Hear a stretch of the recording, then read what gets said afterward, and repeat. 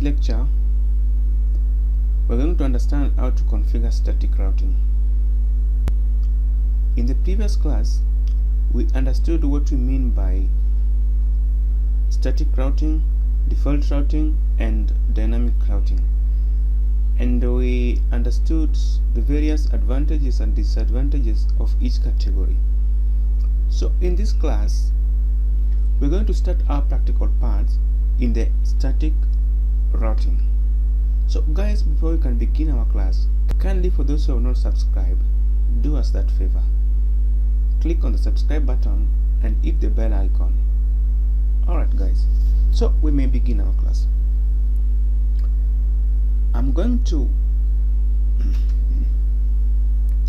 We are going to have a topology that consists of two routers and two LAN networks. Okay, so I will need a router, two of them, 2911 routers,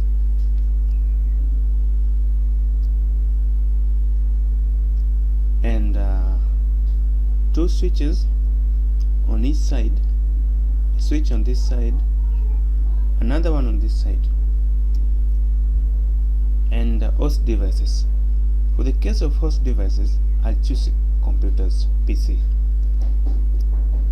Two pieces on each side.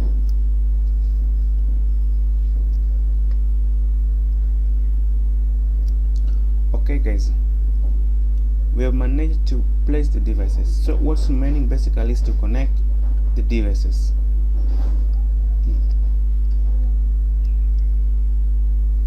For the case of router to router, you always know that same devices is crossover cable, but in our case I'll use automatic because automatic learns that this device is the same with this one and puts the right cabling. So I'll do this one very fast so that we can go to our practical part. We can go to our configuration part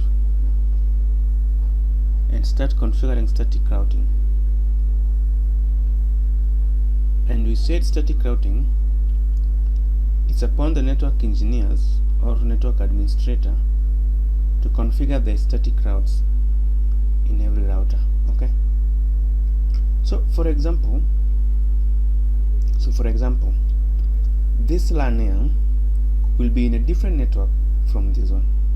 Okay, and by default this network on this side cannot communicate with the network on this side, right? Because we have two routers and we have not configured a routing protocol to specify how the packet will be flowing. Okay, so allow me to comment.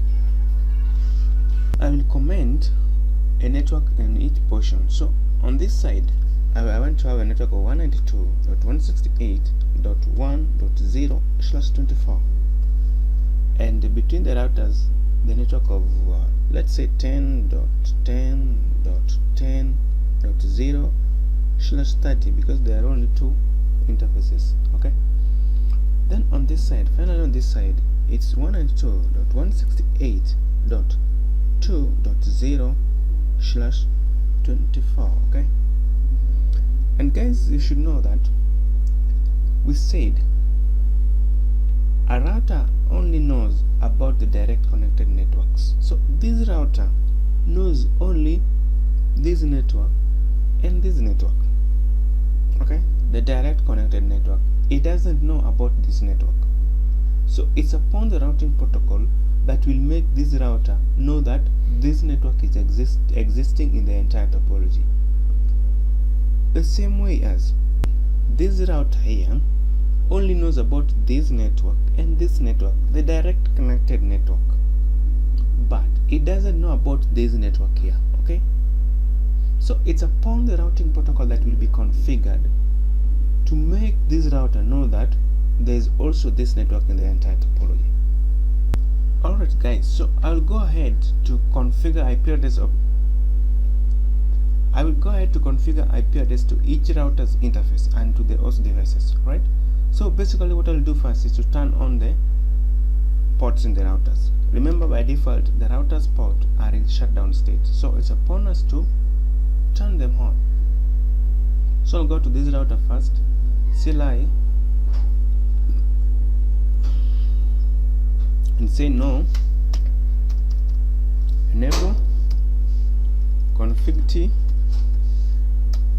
Okay, then interface range. We have two interfaces that are connected. This one is gig 01, gig 00. So its interface range gig 00 to 1. Okay, then which command do we use to turn the interface? Then which command do we use to turn the interfaces on? We use a command called no shutdown. Okay, no shutdown. Okay, you just see it like that one. As you can see, change state to hub, change state to hub, right? Then you do right. Then you go to the other router also. Say no, enable config T. Interface range gig 0/0 to 1, no shutdown. Do right. Alright guys, as you can see, all the interfaces, the indicators have turned to green, meaning they are now in forwarding state, right? So what I'll do next is to configure IP address to these interfaces. So remember, this interface will access this network the same as this interface, but this interface should access this network, and also this interface here should access this network. Okay, so I'll go to this router and start with the gig 00, which we should access this network, and assign IP address to that interface.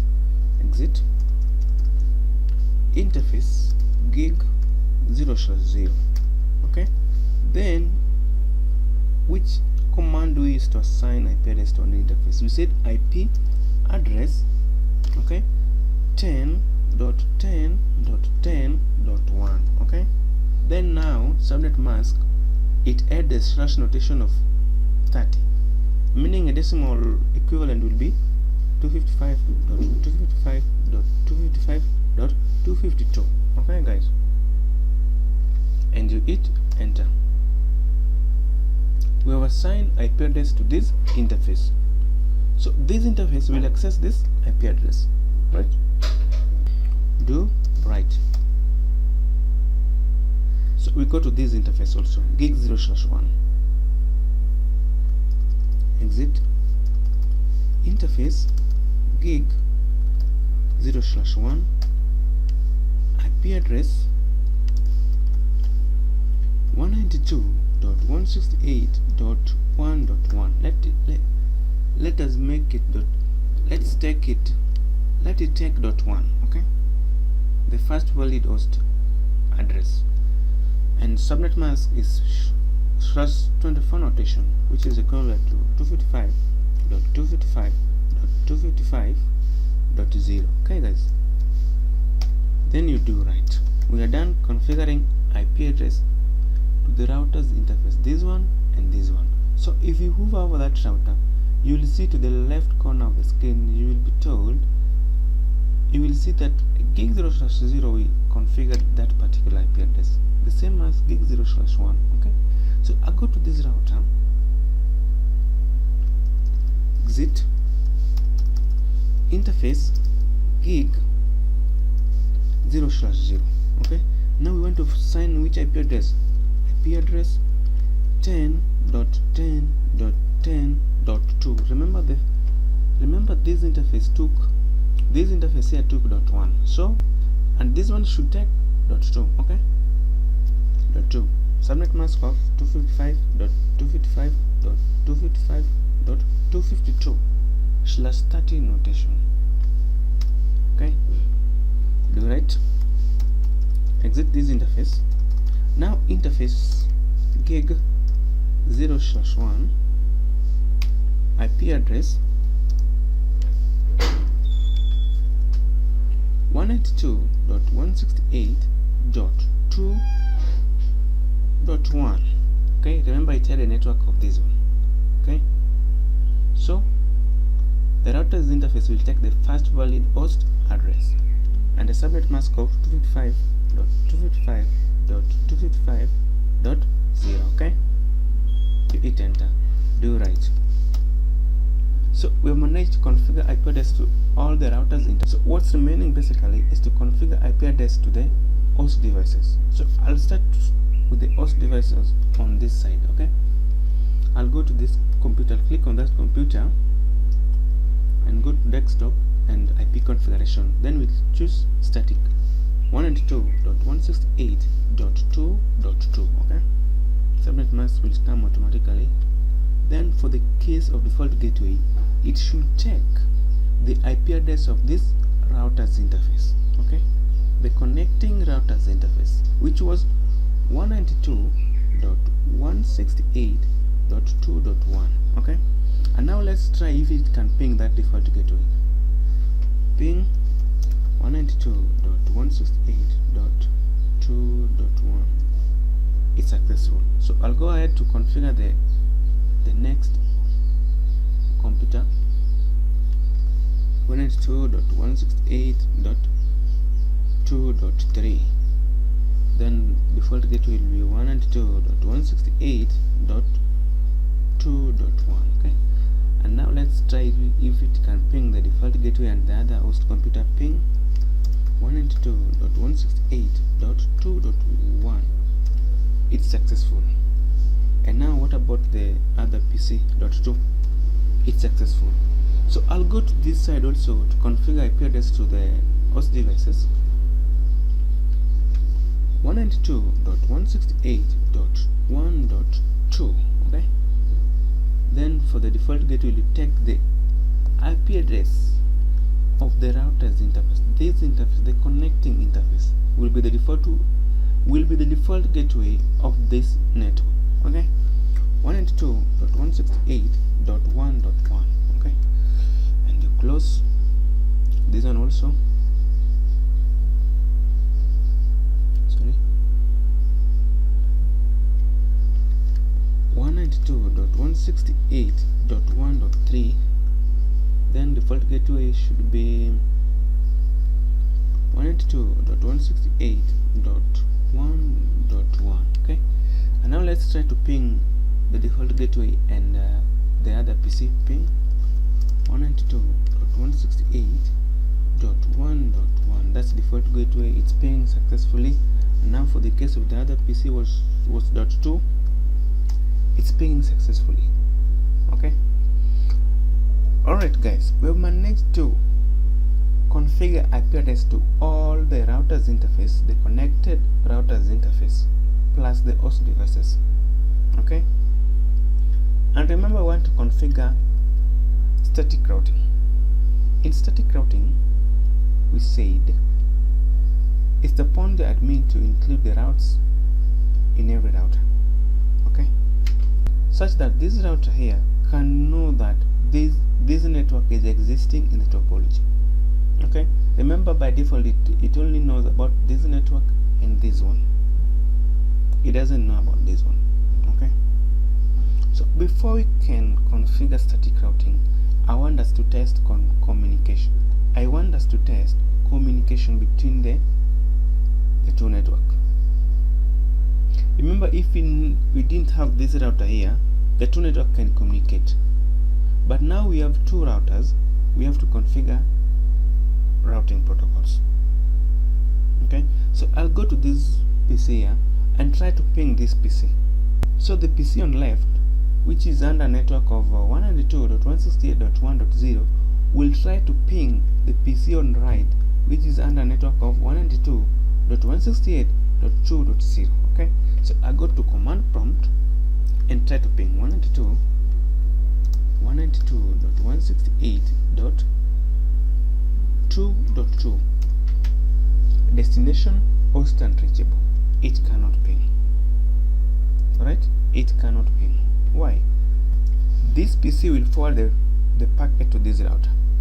Upon reaching this router, the router will check on the destination IP address of that packet, and it will find that that destination IP address, its network is not included in the routing table.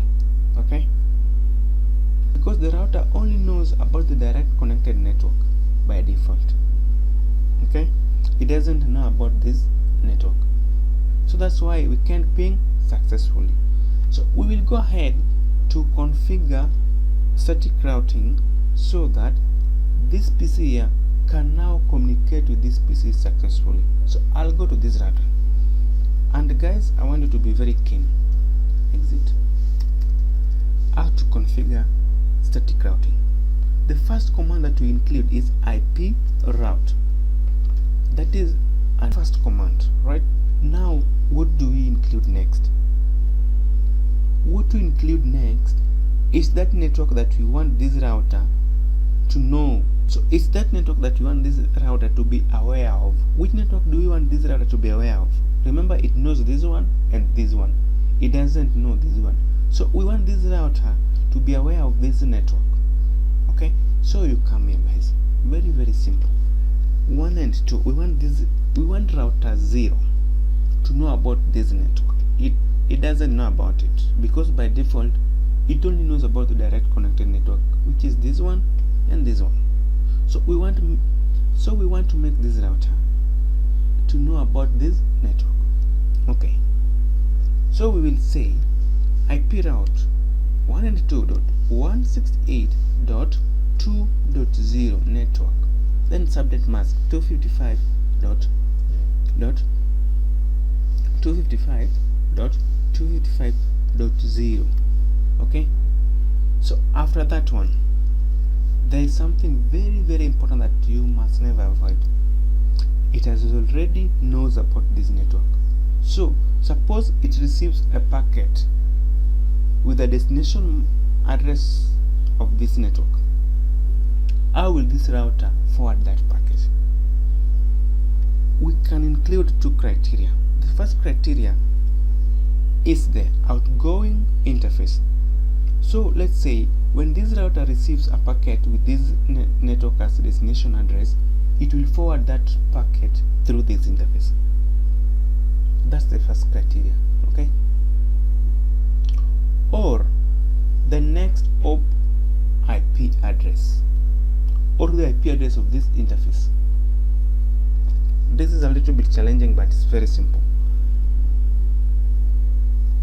After writing this command here, IP route, then you specify the network that you want that router to be aware of.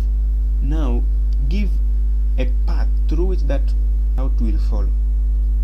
The first way to configure it is to specify the outgoing interface.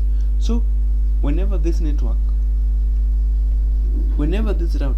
receives a packet from this network with the destination address of this network here, it should forward that packet through this interface.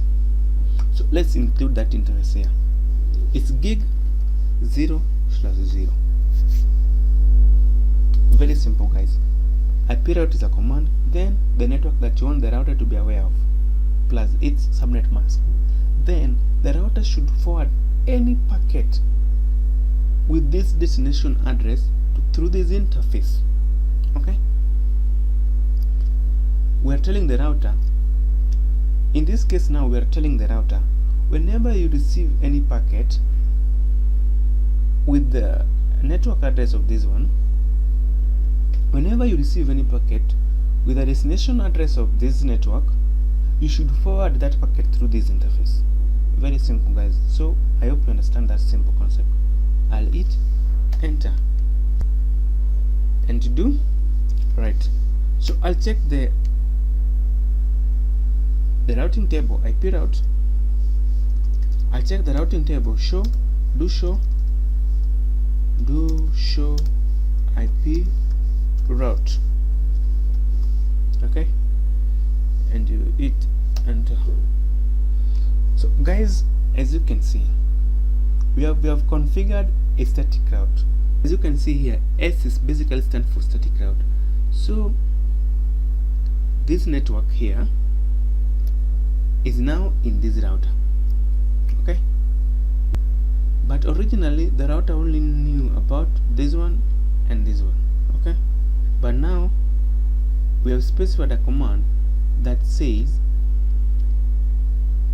whenever a router will get a packet with the destination address of this one, it should forward that traffic through gig 00. Okay, this interface. It should forward that traffic through this interface. Okay, there are two ways to configure a static routing. The first way I'll do on this router, the second way I will do on the other router. So you can have the full knowledge of the two ways. Okay, so I will close. Let me do right so that you can save the configuration. Do right, and we go to this router also. Enable config t, and now guys, we said by default router 1 only knows about this network and this one. It is not aware of this network in the topology, so it's upon us to make it aware of this network.